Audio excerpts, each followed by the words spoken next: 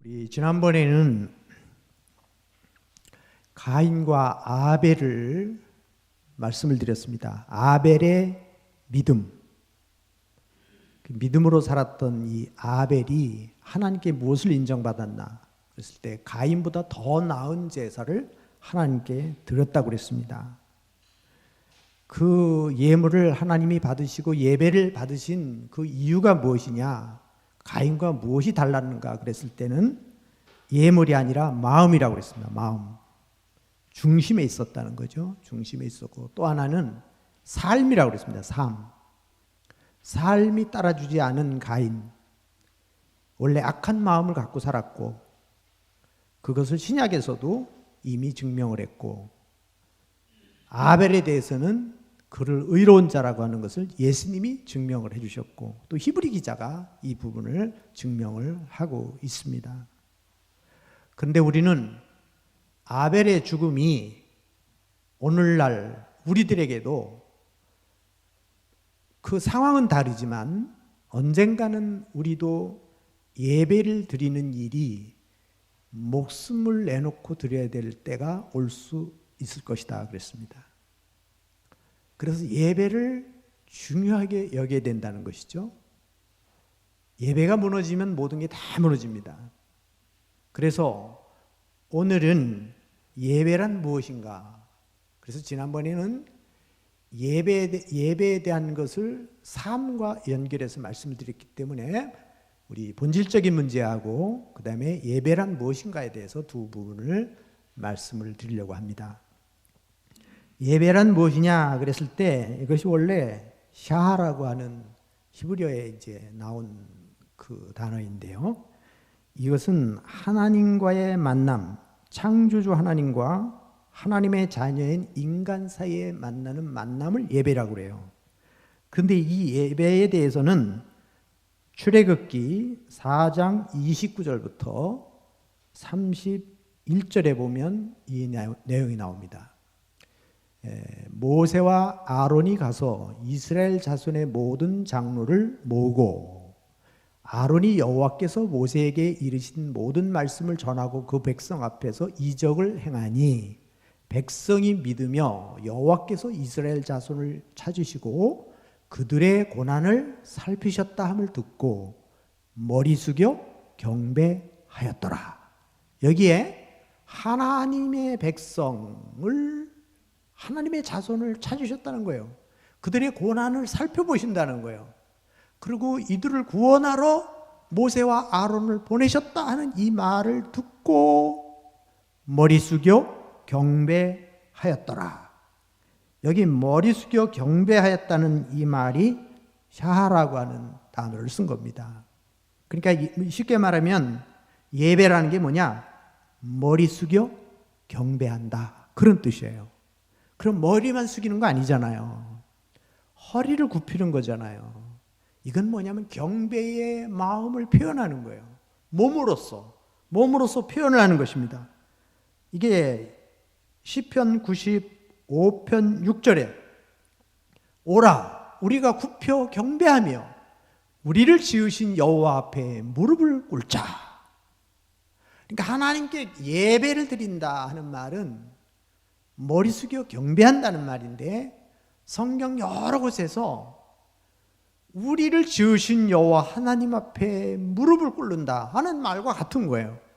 경배한다는 말이 머리를 숙인다, 무릎을 꿇는다, 그리고 정말 마음을 하나님 앞에 드리는 거예요. 이거를 우리는 예배라 그렇게 말하는 것입니다. 욥기서에서도 욥이 큰 환난을 당하죠. 우리 욥기서 이제 1장 후반부에 가보면 19절부터 그 내용이 나와요. 거기 보면 거친 들에서 큰 바람이 불어와서 집 모퉁이에 집을 치고 그 양떼들을 도둑맞고 종들이 죽고 자녀들이 죽고 아주 고통스러운 상황이 옵니다. 예배를 드릴 수 없는 상황이죠. 하나님을 경배하고 하나님을 높일 수 있는 그런 상황이 아니에요. 그런데 거기에 이런 말씀이 나와요. 21절에 보면 이르되 내가 모태에서 알몸으로 나왔은즉 또한 알몸으로 그리로 돌아올지라. 주신 이도 여호와시오 거두신 이도 여호와시오니 여호와의 이름이 찬송을 받으실지로다. 욥의 경우는 상황이 하나님을 찬송할 상황이 아니에요. 하나님께 머리 숙여 경배할 그런 상황이 아니에요. 원통하고 통곡하고 땅을 치며 정말 견딜 수 없는 그런 상황이지만 그러한 상황에서 하나님을 찬송하고 하나님을 경배했다는 것입니다. 무슨 말씀인가 하면 예배는 내가 좋을 때나 내가 힘들 때나 내가 어려울 때나 내가 풍요로울 때나 언제나 변함없다는 거예요.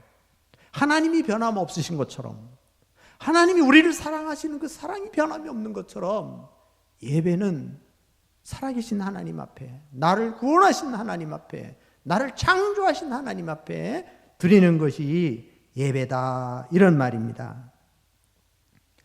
욥이 이 모든 말로 범죄하지 아니하고 하나님을 향하여 원망하지 아니하였더라, 이렇게 말씀하고 있습니다. 그럼 두 번째는 아바드라는 말을 씁니다. 아바드라는 말을 쓰는데 이것은 섬김, 봉사라는 뜻이에요. 섬김과 봉사. 그러니까 예배는 뭐냐? 머리 숙여 경배할 뿐만 아니라 섬김과 봉사라는 이러한 내용을 함께 갖고 있다는 것입니다.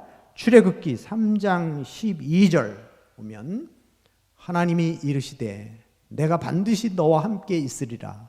내가 그 백성을 애굽에서 인도하여 낸 후에 너희가 이 산에서 하나님을 섬기리니 이것이 내가 너를 보낸 증거니라. 이스라엘 백성들을 저 애굽에서 불러내서 그들로 하여금 하나님을 섬기게 하신다는 거예요. 거기 섬긴다는 말이 예배라는 말이라. 예배라는 말이라. 섬긴다는 말을. 그래서 섬김과 봉사, 이런 말. 우리 역대하 8장 14절에도 솔로몬에 대한 이야기가 나옵니다. 그의 아버지 다윗의 규례를 따라 제사장들을 반열에 정하여 섬기게 하고 레위 사람들로 하여금 그 직분을 맡겨서 매일의 일과대로 찬송하며 제사장들 앞에서 수종들게 하며, 그러니까 성전을 짓고 나서 레위 사람들, 제사장들, 이런 사람들을 세워서 제사 드리는 일을 섬기겠다는 거예요. 그러니까 예배는 개인적으로 하나님 앞에 드리는 예배가 있지만 공적으로 함께 찬양대를 한다든지 반주를 한다든지 찬양을 인도하는 분, 저기서 또 영상을 준비하는 분들, 뭐 이렇게 헌화하는 분들 다 이게 기도, 말씀, 하나님 앞에 드리는 예물, 이 모든 것들이 뭐냐면 예배예요. 예배. 섬김의 예배가 있는 것입니다. 봉사의 예배가 있는 것입니다. 이것을 오늘날은 베드로전서 2장 9절에서는 너희는 택하신 족속이요 왕 같은 제사장들이요 거룩한 나라요 그의 소유된 백성이니 이는 너희를 어두운 데서 불러내신 이의 아름다운 덕을 선전하게 하려 하심이라. 그러니까 구약의 제사장들이나 레위 사람들을 들어서 성막에서 섬기는 일을 했다면 오늘날 우리들에게는 왕 같은 제사장으로 우리를 세우셔서 그의 소유된 백성을 삼으셔서 거룩한 나라를 세우셔서 우리로 하여금 섬길 수 있는 은혜를 주셨다는 거예요. 이게 얼마나 놀라운 일입니까?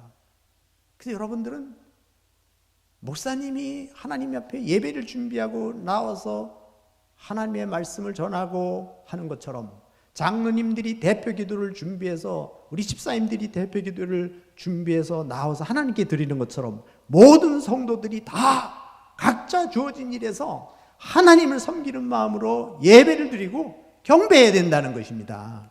이 아바드라는 말을 원래 또 출애굽기서에 나오는 우리 십계명에서 내 부모를 공경하라, 내 부모를 공경하라는 그 공경의 단어가 또 이 아바드라는 말을 사용했어요. 그러니까 부모를 공경할 때도 하나님을 섬기는 것처럼 하나님께 섬김과 봉사를 하는 것처럼 부모를 위해서도 그런 마음을 가지고 하라는 거예요. 이거를 이 복종이라는 말도 쓰기도 하고 이것을 아주 중하다고 그래서 무겁다는 단어를 쓰기도 해요. 그래서 이게 굉장히 무게가 있다는 거예요. 무게가. 굉장한 가치가 있다는 것이죠. 그래서 예배는 왕처럼 주인처럼 모시고 누구를요? 하나님을 섬기고 봉사한다. 봉사한다. 서비스라는 말도 쓰죠. 그러니까 섬기고 봉사하는 이 봉사. 그러니까 하나님 앞에 예배를 드린다는 것은 봉사하는 것이고 섬긴다 이런 말입니다. 세 번째는 뭐냐면 이제 그 구약적인 단어를 지금 말씀드렸다면 이제 신약적으로 넘어와서는 뭐냐면 헬라에서는 프로스쿠테오라고 하는 말을 쓰는데 구네오, 프로스쿠네오. 근데 이게 무슨 말이냐? 입맞추다는 뜻이 있어. 입맞추다. 입맞추다. 이거는 뭐냐면 존경과 신뢰와 사랑의 표현을 하는 거예요. 누구를 향해서? 하나님께 예배를 드릴 때. 그래 존경하는 마음이 있어야죠. 신뢰가 있어야죠. 그 다음에 사랑하는 마음이 있어야 예배를 드릴 수 있는 거예요. 이게. 우리가 존경, 신뢰, 사랑 이런 표현을 하는데 하나님께 예배를 드릴 때 이건 최상의 가치를 하나님께 돌리는 것이다. 최상의 가치. 우리가 인생이 살아가면서 있어서 최고의 가치를 느끼는 것은 뭐냐면 하나님께 경배하고 예배드리는 것이라는 거예요. 예배드리는 거. 이게 이제 마태복음 2장 2절 보면은 우리 같이 한번 읽어보겠습니다. 유대인의 왕으로 나신 이가 어디 계시냐? 우리가 동방에서 그의 별을 보고 그에게 경배하러 왔노라 하니. 여러분 우리 성탄절이 돌아오잖아요. 성탄절이 돌아오는데 예수님이 이 땅에 오실 때, 태어났을 때 동방의 박사들이 수십일에 걸러서 어쩌면 몇 달을 걸는지도 모른다고 그래요. 왜냐하면 그 흔적을 찾아서 별을 보고 안내를 받고 이거 계속해서 찾아오지 않습니까? 근데 이 동방의 박사들이 찾아와서 아기 예수님께 경배하겠다는 거예요. 그냐면 하나님의 아들로 본 거잖아요. 메시아로 본 거잖아요. 메시아로 본 거잖아요. 경배한다는 뜻이에요. 요한복음 4장 24절 우리 본문 오늘 읽은 말씀인데 우리 같이 한번 읽어보겠습니다. 하나님은 영이시니 예배하는 자가 영과 진리로 예배할지니라. 영과 진리로 예배할지니라. 그러니까 여기에 정말 존경하는 마음을, 신뢰하는 마음을 가지고 사랑하는 마음을 가지고 경배하는 거예요. 예배를 드릴 때는 이 세 가지 마음이 우리 마음속에 다 살아있어야 돼요. 예. 그래서 이 예배를 아주 귀하게 여겨야 됩니다. 이 부분에 대해서. 신령으로 예배를 드린다. 신령으로 예배드린다. 이건 성령으로 예배 드린다는 말이에요. 영으로, 성령으로. 진정으로 예배드린다는 진리 안에서 드린다는 거예요. 진리 안에서 예배는. 그래서 하나님을 신뢰하는 것, 하나님을 존경하는 것, 하나님을 사랑하는 것. 이걸 갖다가 우리가 이제 예배라는 걸 표현할 때 예배 그러면 우리 예배 보러 간다고 그러잖아요. 예배 보러 간다는 말은 안 맞아요. 예배를 드리러 간다고 그래야 돼요. 예배를 드리러. 우리는 보러 오는 게 아니에요. 우리는 구경꾼이 아니에요. 다 여러분은 제물이에요. 여러분은 다 예배 인도자예요. 다 함께 예배를 드리는 거예요. 그래서 예배 속에는 우리 기도, 찬양, 헌금, 봉사, 섬김이 다 포함되는 거예요. 이게 다 모아서 예배가 드려지는 것입니다. 마태복음 26장 7절에도 그 옥합을 깨뜨려서 주님께 드리는 장면이 나옵니다. 매우 귀한 향유 한 옥합을 예수님의 머리에 부은 여인처럼 사랑으로 드려라. 그런 말이에요. 근데 이 말씀이 또 누가복음 7장 37절에도 또 나와요. 이 내용이. 그 동네에 그 죄를 지은 한 여자가 있어 예수님께 향유를 담은 옥합을 부었다는 거예요. 그런데 그때 바리새인들이 시비를 걸어요. 이 여인이 죄인인데 예수님이 선지자라면 어떻게 저 죄인에게 가까이 할 수 있느냐. 그러니까 예수님께서 그들에게 어떤 말씀을 하느냐면 빚진 자가 있는데 하나는 500데나리온을 줬고 하나는 50데나리온을 줬다는 겁니다. 그러면 두 사람이 똑같이 용서를 받았다. 다 갚을 수 없는데 그러면 누가 더 감사하겠느냐? 누가 더 감사하겠느냐? 그게 많이 빚진 자가 더 감사한다는 거예요. 많이 용서받은 자가. 이 말은 뭐냐면 주님의 사랑을 많이 받은 자가, 많이 느낀 자가 하나님을 많이 존경하고 귀하게 여긴다는 거죠. 그래서 이렇게 둘 다 탕감을 주었으니 둘 중에 누가 더 그를 사랑하겠느냐? 이렇게 질문해요. 그러니까 여기서 40절에 이런 말이에요. 그의 사랑함이 많음이라. 이 여인은 사랑함이 많음이라. 사함을 받은 일이 적은 자는 적게 사랑하느니라. 그러니까 많이 은혜를 받은 사람은 많이 사랑하게 되고 적게 은혜를 받으면 적게 한다는 거죠. 존경함으로 드리는 예배, 신뢰함으로 드리는 예배, 사랑함으로 드리는 예배가 돼야 된다는 것입니다. 그다음에 이제 이 네 번째는 레이루기아라고 그랬는데, 레이루기아 이게 뭐냐면 사명과 순종이라는 뜻이에요. 사명과 순종. 자, 우리가 사역 또는 섬김으로 해석되기도 하지만 이 말씀이 공공의 목적을 위해서 무엇으로 헌신하는 걸 말해요. 이게 이제 우리 제사장의 직무, 바울의 헌신, 이럴 때 이 단어를 쓰게 됩니다. 사가랴의 제사장 직분을 수행할 때 누가복음 1장 23절에 보면 그 직무의 날이 다 되매 집으로 돌아가니라. 자기 직무가 있어요. 맡으신 직무가 있고, 사도 바울이 헌신 봉사를 할 때 써졌는데 빌립보서 2장 17절에 보면, 우리 빌립보서 2장 17절 다 같이 한번 읽어보겠습니다. 만일 너희 믿음의 제물과 섬김 위에 내가 나를 전제로 드릴지라도 나는 기뻐하고 너희 무리와 함께 기뻐하리니.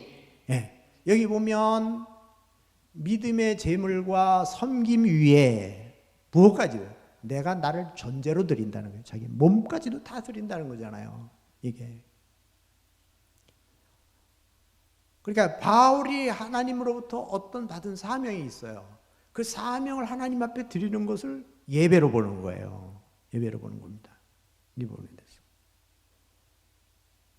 우리 마태복음 28장에 나오는 지상명령이 나오죠. 너희는 모든 족속으로 제자를 삼아 아버지와 아들과 성령의 이름으로 세례를 주고 내가 너희에게 분부한 것을 가르쳐 지키게 하라. 자, 이것도 뭐예요? 우리 삶의 예배고 사명의 예배예요. 우리가 하나님 앞에.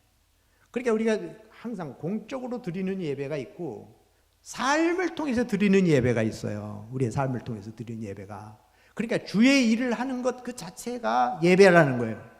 그런데 우리가 여기서 이제 좀 조심해야 될 부분이 뭐냐면, 그러면 봉사라는 걸 너무 강조하다 보면, 일을, 사역이라는 걸 너무 강조하다 보면 무엇을 잃어버릴 수 있냐면 하나님께 드리는 예배를 잃어버려요. 머리 숙여 경배하니라. 이것과 하나님이 주신 사역을 통해서 드리는 예배가 같이 가야지. 만약에 우리가 너무 일 쪽에만, 그러니까 뭐냐면 주의 일을 한다라는 것 때문에 하나님을 경외하거나 하나님께 경배하는 일을 소홀히 할 수 있다라는 거예요. 이것이. 자, 너무 경배 쪽에만 치우치면 율법주의가 되고, 너무 사역 쪽에만, 이 일 쪽에만 나가면 우리가 인본주의가 될 수가 있어요. 이게 균형이 이루어져요. 같은 거예요. 같은 것입니다. 자, 믿음과 삶, 그건 같은 거잖아요. 예배라는 게 많이 그렇다는 거예요. 예배라는 것이 존경하는 마음에서 우러나는 것과 삶을 통해서 드려지는 것이 함께 가야 된다고 하는 것입니다. 로마서 12장 1절 그러므로 형제들아 너희가 하나님의 모든 자비하심으로 너희를 권하노니 너희 몸을 하나님이 기뻐하시는 거룩한 뭘로 드리라? 산 제사로 드려라. 이는 너희 드릴 영적 예배니라. 영적 예배니라. 여기서 영적 예배라는 말을, 이것이 이제 합리적인, 논리적인, 이성적인, 여기서 이제 이 유래가 됐어요. 이게. 그래서 이것을 이제 뭐라 하냐면, 예배라는 것은 이성적인 봉사가 함께 따라간다는 거예요. 이성적인 봉사가. 그러니까 뭐냐는 얘기죠. 생각하고 준비하고 이런 거죠. 그냥 무조건 우리 샤머니즘처럼 믿습니다. 막 이렇게 막 복을 주세요 이런 예배가 아니라 우리에게 하나님 주신 이성을 따라서 우리가 좀 준비된 마음을 가지고 예서 드리는 것이죠. 예를 들어서 우리가 목사님들이 설교하면서 성령께서 주시는 대로 한다고 설교 준비도 안 하고 기도만 하고 그냥 있다가 주님이 주실 줄 믿습니다 그리고 올라와서 말씀을 전하는 것 안 된다라는 거예요.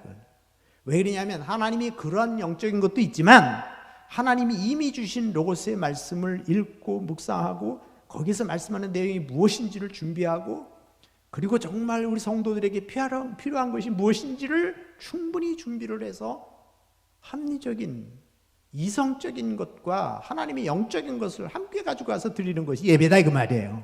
이 부분이. 그러니까 여러분들이 어떻게 하는 것이 교회에 유익이 되는가, 어떻게 하는 것이 하나님이 기뻐하시겠는가를 생각하면서 드리는 거예요. 찬양도 그냥 드리는 것이 아니라 준비된 마음으로 드리잖아요. 준비해서 드리는 것처럼 기도도 대표 기도를 할 때 그냥 나와서 하는 거 아니잖아요. 충분히 기도하면서 준비해가지고 마음을 모아서 하나님 앞에 드리는 것을 말할 수가 있습니다. 그래서 이 말씀을 가지고 이제 좀 정리를 하면 그렇다면은 이제 이 예배라는 것이 무엇이냐 했을 때 우리가 어떤 마음, 그 다음에 또 어떤 자세, 어떤 삶 이런 것들을 말씀드렸다고 한다면 이제는 예배의 본질에 대해서 한번 말씀을 드리려고 합니다. 이 부분에 대해서는 이미 그 유진 피터슨이라는 목사님이 이제 이 부분을 5가지로 얘기를 했는데 이분은 영성에 대해서 신학교에서 영성 신학을 가르치는 분이에요. 우리나라로 번역된 책들이 참 많이 나와 있어요. 근데 이분이 뭐라고 얘기했냐면 이렇게 얘기를 했어요. 예배의 본질은 하나님을 경외하는 기쁨이다. 기쁨. 그러니까 예배의 본질은 뭐냐면 하나님을 기쁘시게 하는 것이고 우리가 기쁨을 누리는 거라는 거예요. 우리 같이 한번 읽습니다. 하나님께 영광을 돌리고 우리는 기뻐하는 것입니다. 그러니까 예배는 기뻐해야 돼요. 그러니까 여러분이 슬픈 일이 있을 수 있습니다. 정말 속상한 일이 있을 수 있어요. 여러분 코로나로 인해서 두려움이 있을 수 있어요. 어떤 상황들이 우리 앞에 오지만 아까 말한 대로 욥처럼 그런 환경들이 우리에게 올 수 있어요. 그러나 예배를 드리는 사람들의 본질은 뭐냐면 기쁨이에요. 영광. 하나님을 영광하게 하고 그래서 하나님으로부터 주시는 기쁨을 누리는 거예요. 우리의 영적인 사람들은 우리 인간은 하나님의 형상대로 지음을 받았어요. 그렇기 때문에 우리는 하나님을 만나야 행복한 거예요. 하나님을 만나야 행복한 거예요. 그냥 예배를 드려야 기쁜 거예요. 그렇게 돼 있어요. 여러분들이 한번 잘 생각해 보세요. 예배를 잘 드리면 기쁨이 있어요. 기쁨이 있어요. 성도들이 그걸 느끼는 거예요. 목회자도 그걸 느껴요. 제가 은퇴를 하고 나서 이 코로나로 인해서 이렇게 처음 쉬어봤는데 이게 딱 중단이 딱 끊겨버리니까요. 새벽 기도도 쉬게 되고 금요 기도도 쉬게 되고 이제 동영상으로만 예배를 드렸던 적이 있어요. 한 달 정도를 아주 심할 때 그랬는데 균형이 다 깨져버려요. 균형이 다 깨져버리고 이게 내가 목회자 맞나? 내가 목회자 집에서 기도 잘할 것 같은데 그것도 잘 안 되고 이게 막 사람이 말이에요. 그러니까 그때 내가 온통 또 머릿속에는 잡생각들이 들어오고요. 이야, 어느 선교사님도 그거를 이제 보냈더라고. 어느 선교사, 우리 이육화 목사님한테 그걸 보내서 그걸 이제 읽어주는데 그 선교사님도 한평생을 목회해왔는데 이게 딱 끊겨버리니까 예배가 끊겨버리니까 이게 막 그냥 이게 왜 이상하더라는 거예요. 그래서 그렇구나. 우리 밥을 안 먹으면 안 되듯이 우리 사람은 하나님을 찬양하고 하나님의 말씀을 먹고 하나님의 은혜를 받고 하나님께 경배드리고 그랬을 때 행복한 거예요. 그랬을 때 행복한 겁니다. 우리 시편 122편 1절 보겠습니다. 자, 우리 같이 한번 읽어보겠습니다. 사람이 내게 말하기를 여호와의 집에 올라가자 할 때에 내가 기뻐하였도다. 어디 올라갈 때요? 여호와의 집에 올라갈 때, 이게 다윗이 쓴 건데요. 이 다윗이 여기에 이 122편부터 134편까지가 다 뭐냐면 성전에 올라가는 노래예요. 성전에 올라가는 노래. 이게. 그러니까 뭐냐면 최고로 기쁘면 그냥 성전에 올라갈 때 기뻤다는 거예요. 성전에 올라갈 때. 왜요? 성전에 올라가서 하나님을 만나니까. 그래서 예배를 드리니까. 하나님을 찬양하니까. 여러분 막 기쁨이 있을 때 그걸 자랑하고 싶지 않아요? 그 누군가에게 그 표현을 하고 싶지 않습니까? 그랬을 때 그 기쁨이 오는 거예요. 기쁨이. 이게. 자, 시편 100편 2절. 같이 한번 읽어보겠습니다.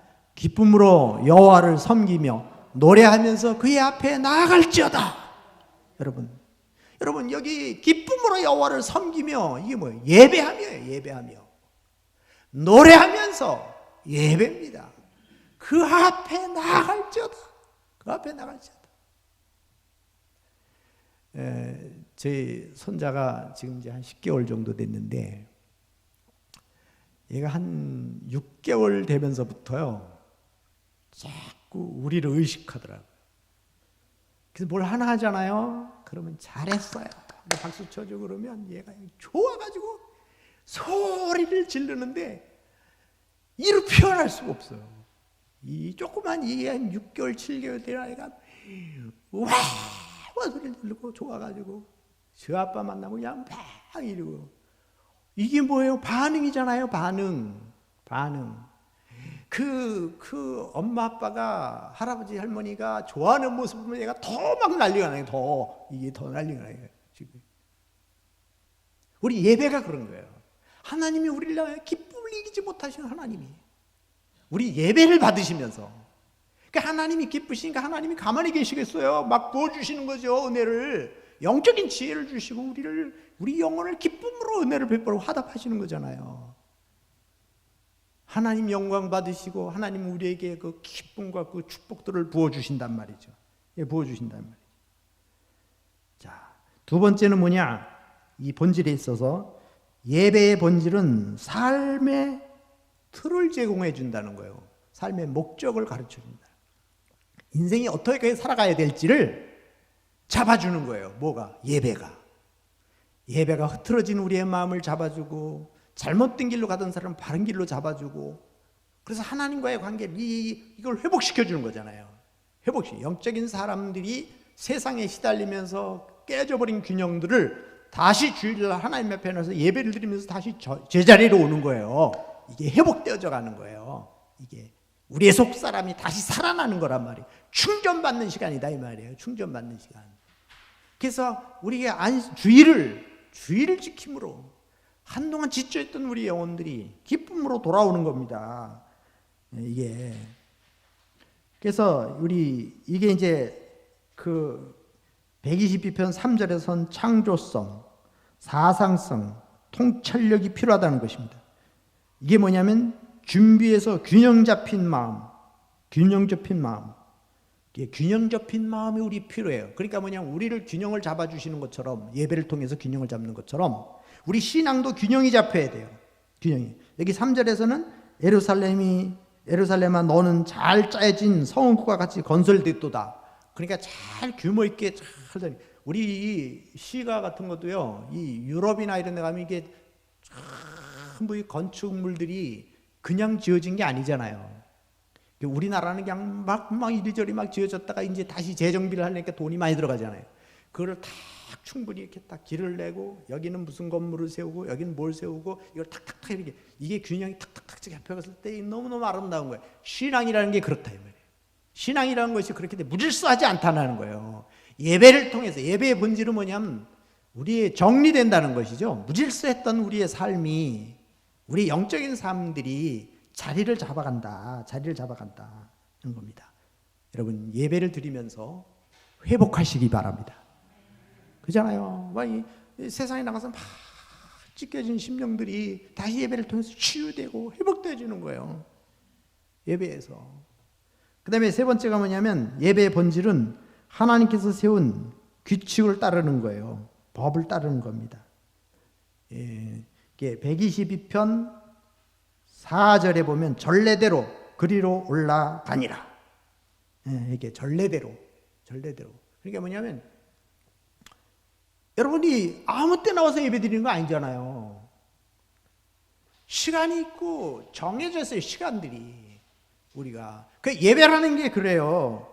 예배는 하나님께서 세운 그 어떤 그 법을 따라서 하나님께 예배하는 거예요. 제사법이 있어요. 제사법이.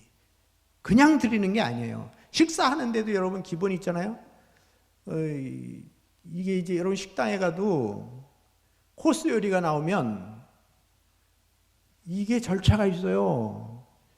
뭐 그런 얘기 있잖아요. 시골 할아버지가 와가지고 경양식 가서 뭘 시켰는데 아마 음식이 안 나오게 뭐 한참 있다 나오더니 뭐 죽이 하나 나오더래. 그거 먹고서 안 나오니까 이제 나가면서 얼마냐 그러니까 계산하는데 왜 이렇게 죽 한 그릇에 왜 이렇게 비싸냐고. 스프가 나왔는데 스프 먹고서 다 나온 줄 알고 이 할아버지 그냥 나온 거예요. 여러분 우리가 그럴 수 있어요. 예배도 이제 시작이요. 하나님의 축복이 계속 가는데 여러분들이 마음을 딱 닫아버리고 하나님의 축복은 끝까지 가봐야 알잖아요. 이게 있는 거예요. 본질은 하나님이 세운 규칙을 따라서 출애굽기 20장 거기 8절부터 11절에 안식일에 대한 얘기예요. 안식일을 기억하여 거룩히 지키라. 엿새 동안은 힘써 네 모든 일을 행하고. 여기 보면 안식일을 그냥 지키는 거 아니에요. 거룩히 지키는데 어떻게 지키느냐? 주일날 교회 와서 예배드리는 게 안식일이 아니다 이거예요. 주일을 지키는 거는 주일날 와서 예배만 드려가지고는 안식일을 지키는 게 아니다. 그건 어떻게 해요? 엿새 동안 성실하게 살고 와라 그 말이에요. 엿새 동안 성실하게 살고 와라.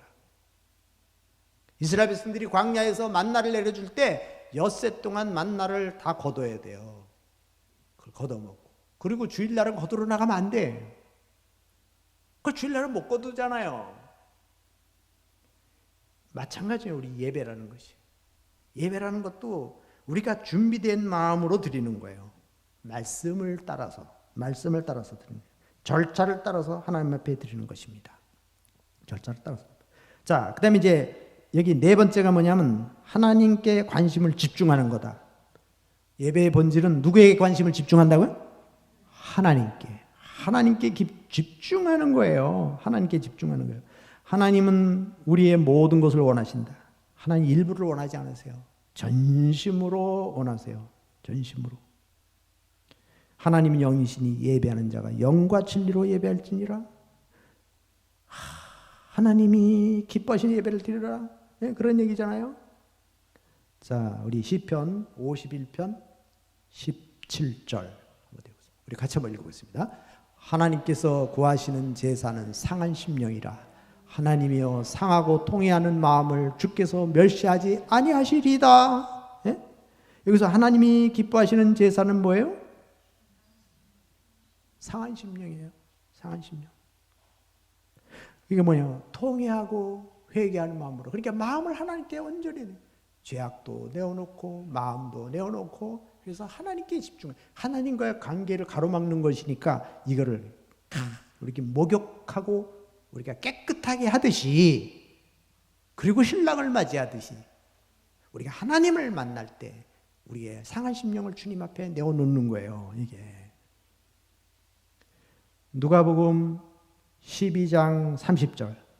자, 누가복음 12장 30절 같이 읽어보겠습니다. 내 마음을 다하고 목숨을 다하고 뜻을 다하고 힘을 다하여 주 너의 하나님을 사랑하라 하신 것이요. 그랬죠? 이게 예배라 이 말이에요.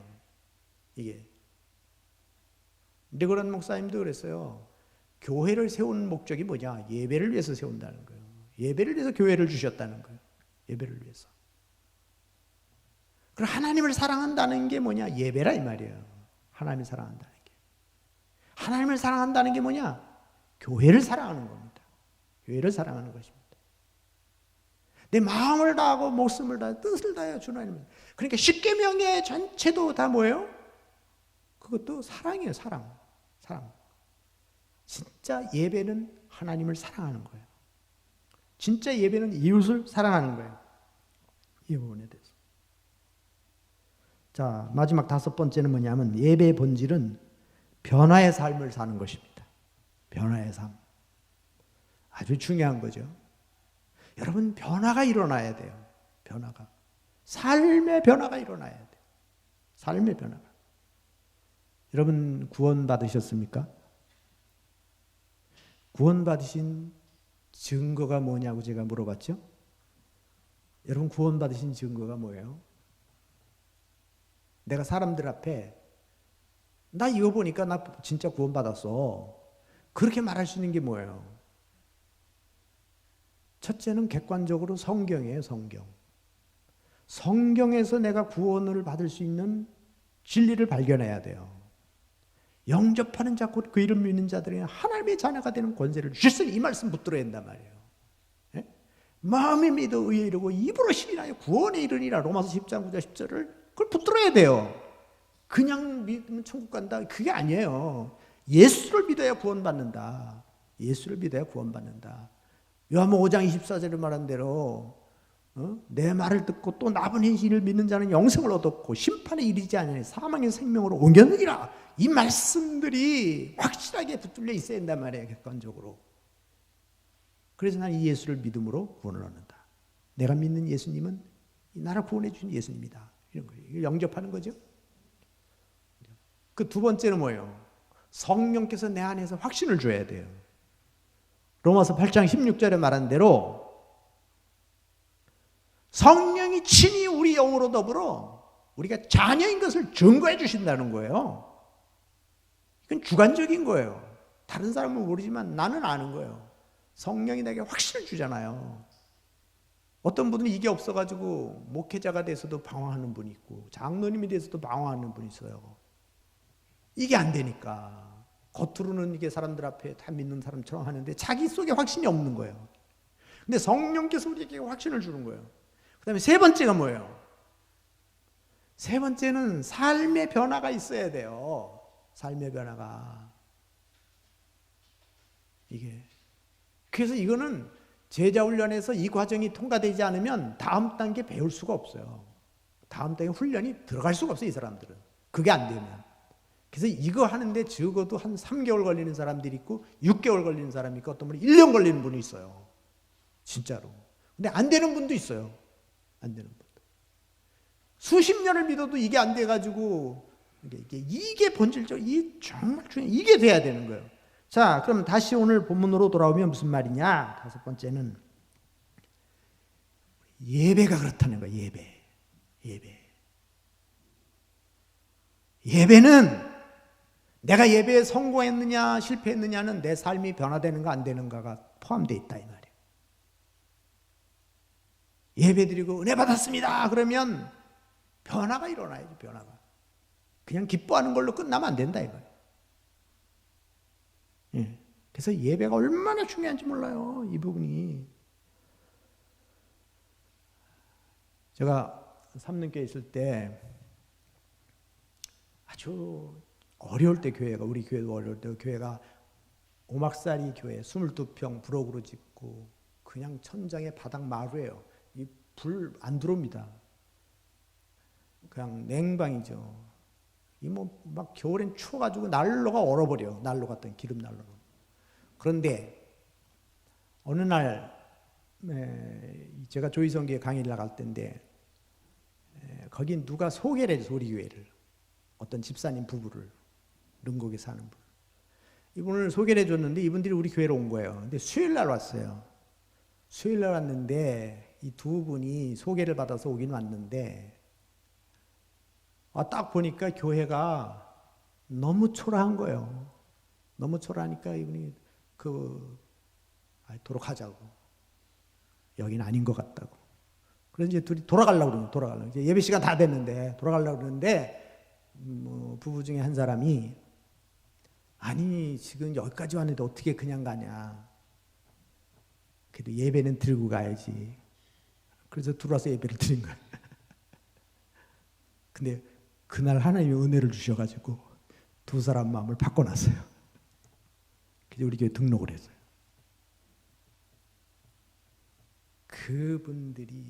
그분들도 어마어마한 역사가 일어난 거지만 우리 교회도 그렇고 이분들이 와서 성가대 만들고 뭐 관현악 만들고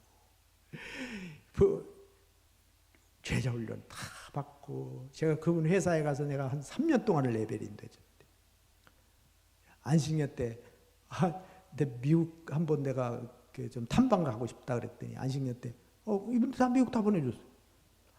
그때 IMF 왔을 때 그 교회가 그렇게 어려운데요. 5천만 원이 적자가는데 나중에 알고 보니까 이분들이 그걸 다 헌금으로 다 냈어. 얘기도 안 하고 무명으로. 예배 한 번이 그렇게 중요해요. 예배가. 예배. 미국의 그 22대 대통령이 청소년 때 방황하다가 어느 날 비행 청소년들과 어울려서 가다가 교회 앞을 지나가다 죄 쌌은 사망이요 하나님은 사는 우리 주 예수 그리스도는 영생이니라 이 말씀 딱 보고 마음이 찔려서 그날 들어가서 예배를 드렸는데 거기서 인생이 바뀌어진 거예요. 그 후에 이분이 대통령이 된 거예요. 근데 함께 가던 그 친구는요 그날 당선되는 날 사형 선고를 받았어요. 그래서 감옥에서 그 신문을 보다가 자기하고 지나가다가 한 친구는 교회를 들어가겠다 그러고 한 친구는 그냥 비행으로 빠졌는데 세상이 몇십 년을 흐른 후에 보니까 이 친구는 대통령이 되고 나는 사형 선고를 받고 이렇게 인생길이 바뀌어지는 거예요. 가인과 아벨이 갈라지듯이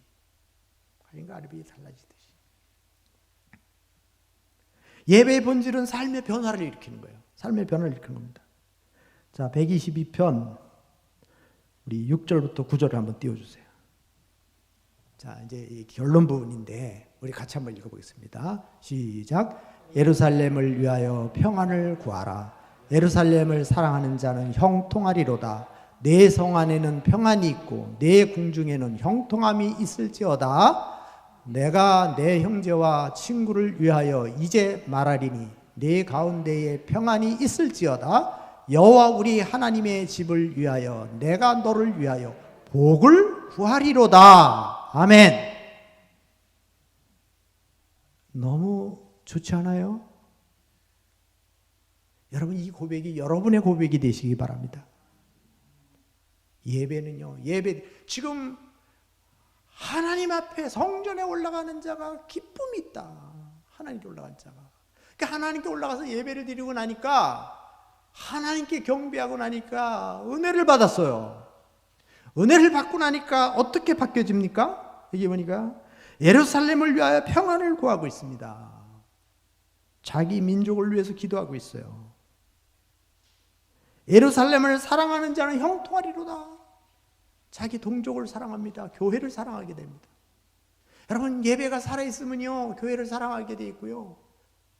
예배가 살아있으면 나라를 사랑하게 돼 있어요. 자기 민족 동족을 사랑하는 겁니다. 제 가족들을 사랑하게 되는 겁니다. 내 성 안에는 평안이 있고 내 궁중에는 형통함이 있을지어다. 평안을 빌어주고 형통함이 내가 내 형제와 친구를 위하여 이제 말하노니 내 가운데 평안이 있을지어다. 8절에 평안이 있을지어다. 여러분 평안의 복을 빌어주는 거예요. 평안의 복을 빌어주는 거예요. 9절에서는 여호와 우리 하나님의 집을 위하여 내가 너를 위하여 복을 구하리라. 여기에 교회를 위하여 복을 비는 겁니다. 예배자들을 위해서 복을 비는 겁니다. 여러분 예배를 드리고 나면 축복 기도해야지 서로 예수 믿는 사람끼리. 이게 돼야지. 예배 드리고 나서도 자꾸 이 마음에 아픔이 있고 막 그러면 어떻게? 오늘 우리 이렇게 코로나 때문에 동영상으로 예배를 드리는 우리 한생교회 성도 여러분들도 축복해주고 평안을 빌고 복을 빌어주는 우리 모든 성도님들이 되시기 바랍니다. 여러분 우리 마음에서부터 이게 우러나야 돼요. 마음에서부터. 이거는 처음부터 다 드리라고 생각하지 마세요. 여러분 훈련이에요. 순종하면 가능해집니다. 성령께서 역사하십니다. 이것이 타오를 때 이 불을 끄지 말라는 거예요. 기도할 때 그 기도를 계속하시고, 그리고 우리 정말 사랑하는 마음이 우리에게 싹이 틀 때 그것을 계속하시고, 예배의 은혜가 불타오를 때 계속하시고, 말씀을 보고 은혜를 받을 때 말씀을 계속 들으시고, 말씀을 보고 듣고 하시라는 거예요. 예배의 본질은 삶의 변화가 일어나는 거예요. 내 인생이 바뀌어지는 거예요. 교회가 바뀌어지는 거예요. 교회가 바뀌어지는 겁니다. 우리 기쁨을 누리시기 바랍니다. 기쁨이 있어야 됩니다. 기쁨. 그리고 우리는 삶의 틀을 바르게 잡으셔야 돼요. 방향을 바르게 잡아야 된다. 방향을 바르게 잡아야 된다. 그리고 우리는 예배의 본질은 뭐예요? 하나님이 주신 규칙을 따라서, 그 질서를 따라서 드리는 것입니다. 그리고 우리는 하나님께 관심. 그러니까 항상 예배의 주인공이 누가 돼야 되냐? 하나님이 돼야 돼요. 영광을 받으시는 분은 하나님이 돼야 돼요. 은혜는 다 같이 받아야 되지만, 찬양이 하나님께 드리는 게 돼요. 하나님께. 그래서 저도 목회자지만, 목회자가 참 조심스러운 게 아니면 성도들에게, 제가 저를 나타내는 것보다는 예수님을 더 정확하게 여러분들에게 전달하고, 하나님을 더 정확하게 전달하고, 여러분의 신앙을 돕는 자가 되는, 돕는 자가 제가. 그렇기 때문에 때로는 제가 저 자신보다는, 새벽기도 시간에 그 말씀을 드렸는데, 제가 어떤 때는 설교가 좀 길어질 때 성도들한테 미안하지만, 성도님들이 이게 꼭 필요하기 때문에 그런 거예요. 나도 좀 점수 따고 싶어요. 딱 15분의 설교 딱 마치면 짱이라고 그럴 거예요. 근데 그런 것보다는 실제적으로 여러분들의 신앙이 살아야 됩니다. 믿음이 살아야 되고, 우리 한센교회가 힘있게 주님의 나라를 세워가는 일이 다시 회복되어져서 여러분들이 나가야 되는 겁니다. 여러분, 여기는 그냥 되는 거 아니에요. 대가가 지불되는 거예요. 누군가가 자리를 지키는 사람이 있어야 되고, 누군가가 희생하는 사람이 있어야 되고, 누군가 양보하는 사람이 있어야 되고, 누군가 헌신하는 사람들이 있어야 되는 것이에요. 근데 그것이 다 이렇게 보이지 않게 하나님 앞에 헌신하지만, 여러분, 이걸 제일 공평하게 주실 분이 누굽니까? 하나님이세요. 여러분, 그 공평하신 하나님 믿으셔야 돼요. 저도 내가 섭섭할 때가 있고, 누군가가 나에게 좀 나를 자꾸 이렇게 소외시키거나 나에게 물질의 손해를 주거나 그러면은 나도 억울할 때가 있어요. 그럴 때가 있는데, 순간순간 그렇게 오지만 지내놓고 보면 전능하신 하나님이 살아계시기 때문에 억울한 게 하나도 없다는 생각을 제가 했어요. 진짜로. 하나님이 얼마나 정확하신 분인데요. 우리 머리털까지 세시는 하나님이세요. 우리의 신음소리를 들으시는 하나님이란 말이에요. 천지를 창조하시는 하나님이에요. 사람을 죽이기도 하고 살리기도 하시는 분이 하나님이에요. 그 하나님이 예배를 받으시고, 그 하나님이 우리에게 은혜를 주시는 거예요. 우리가 그 하나님을 바라보고 우리 하나님을 기쁘시게 하는 예배가 살아있는 게, 정말 아벨과 같이 하나님이 받으시는 예배, 하나님이 기뻐하시는 예배가 저와 여러분을 통해서 하나님께 상달되어지기를 원합니다. 기도하겠습니다.